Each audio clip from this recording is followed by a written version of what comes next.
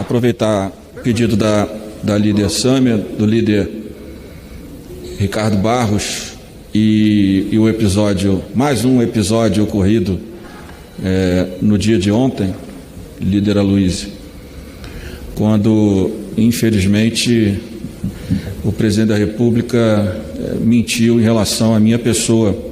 Que alguém que vá para lá, que não trave as pautas de interesse do Brasil, que bote em votação as matérias. Você pode ver, você está reclamando do 13º do Bolsa Família que não teve, não sabia que não teve esse ano? Foi promessa minha? Foi. Foi pago ano passado? Foi. Mas o presidente da Câmara deixou caducar a MP. Vai cobrar de mim? Cobra do presidente da Câmara.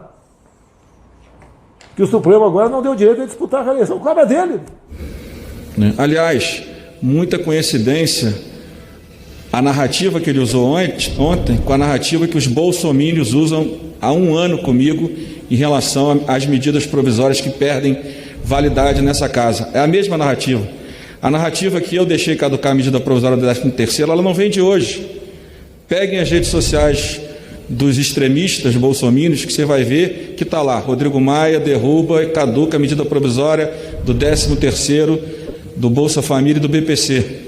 Então, é uma articulação conjunta para desqualificar e desmoralizar a imagem dos adversários do presidente da República. Mas hoje o próprio ministro Paulo Guedes confirmou que o presidente é mentiroso, quando disse que, de fato, não há recursos para o 13º do Bolsa Família.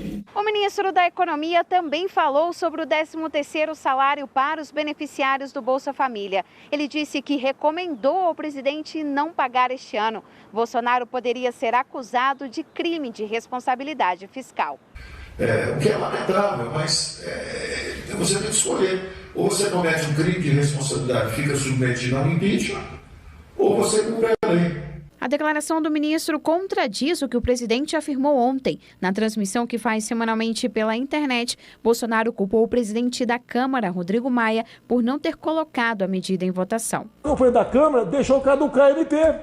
Vai cobrar de mim? Cobra do presidente da Câmara. Então, eu acho que essas coisas para um país com a dificuldade que a gente está passando, com a dificuldade que a gente vai passar a partir de 1º de janeiro, com o fim da PEC da guerra, que todos os partidos aqui votaram, do PSOL ao PSL, todos colaboraram, deram as condições para o governo governar o nosso país.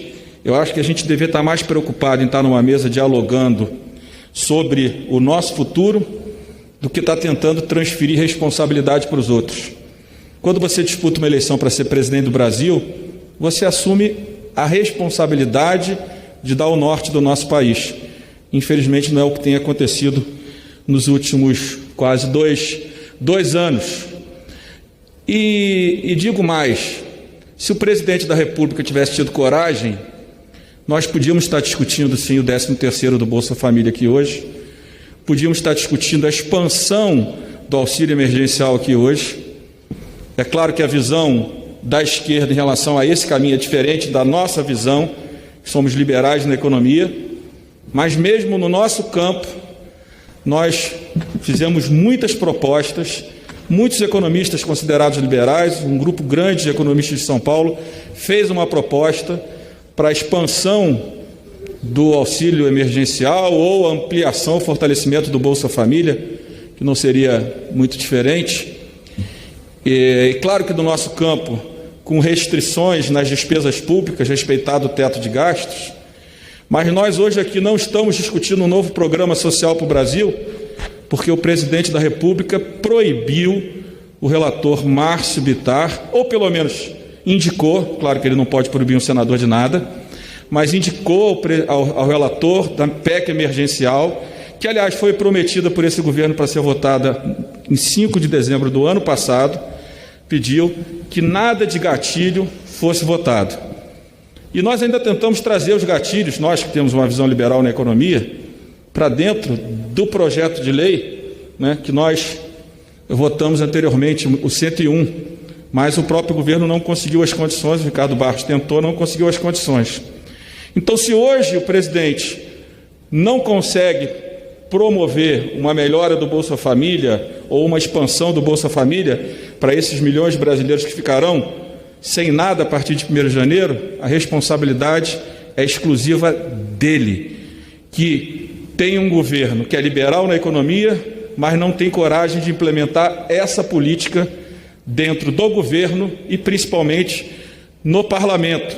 Porque é claro que na nossa visão, e eu escrevi um artigo longo na Folha de São Paulo em setembro, de uma página quase inteira, quando eu dizia que para criar um programa social, e isso respeitando a posição daqueles que acham que o teto de gasto está errado, que essas restrições estão erradas, eu acho que são visões distintas para se chegar no mesmo objetivo, que era um auxílio mais amplo a partir de 1º de janeiro.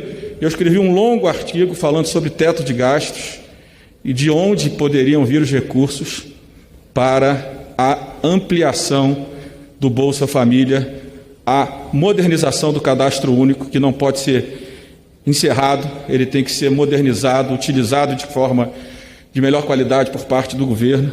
E eu escrevi coisas que, talvez em setembro, com uma eleição no Rio de Janeiro, com o DEM disputando a prefeitura, com meu pai disputando uma eleição para vereador, talvez não fosse o melhor momento para eu dizer que precisaríamos desindexar as aposentadorias, precisaríamos acabar com o abono salarial, precisaríamos acabar com o seguro-defeso, precisaríamos também acabar com a indexação de outros contratos do governo, com alguns auxílios que os servidores recebem, que os militares recebem.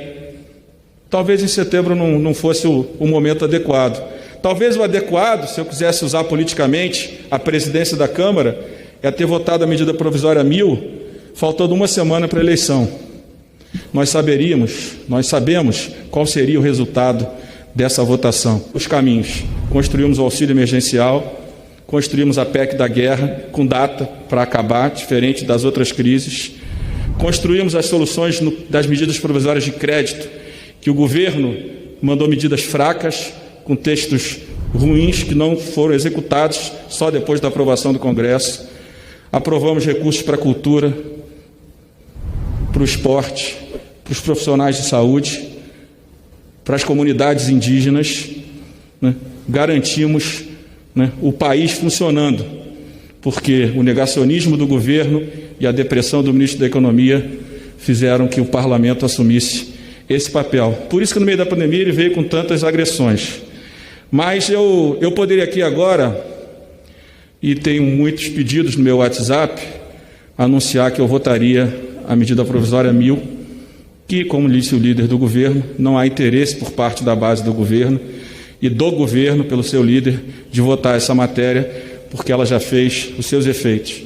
Mas eu precisava fazer o meu discurso para resguardar, né, a imagem dessa casa e da minha presidência, porque amanhã a narrativa vai deixar de ser do 13º do Bolsa Família e ele vai dizer que fomos nós que acabamos com o auxílio emergencial porque não votamos a medida provisória.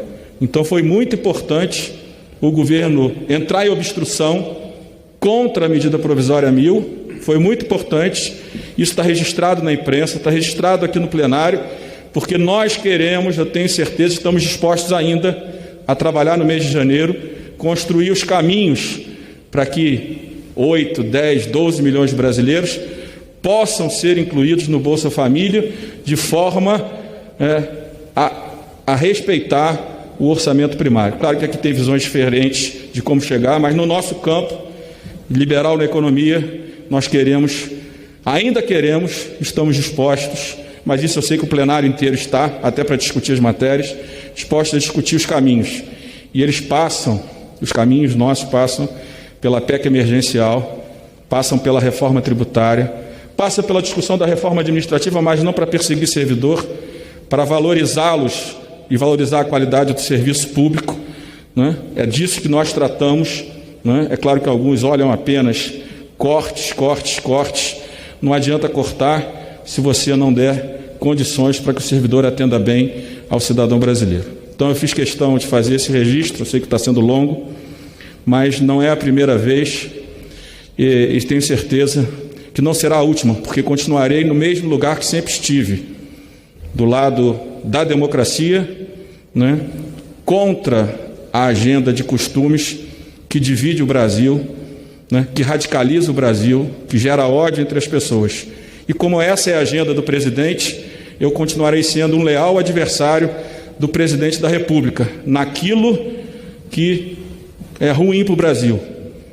E serei um aliado do governo e não do presidente do governo nas pautas que modernizam o Estado brasileiro, respeitando o limite de gastos, já que a nossa carga tributária é muito alta e a população não merece, mais uma vez, pagar a conta da incompetência e da falta de coragem do governo de enfrentar aquilo que prometeu, que é a reestruturação das despesas públicas, começando pela PEC emergencial. Muito obrigado pela atenção e fica o meu registro na tarde de hoje.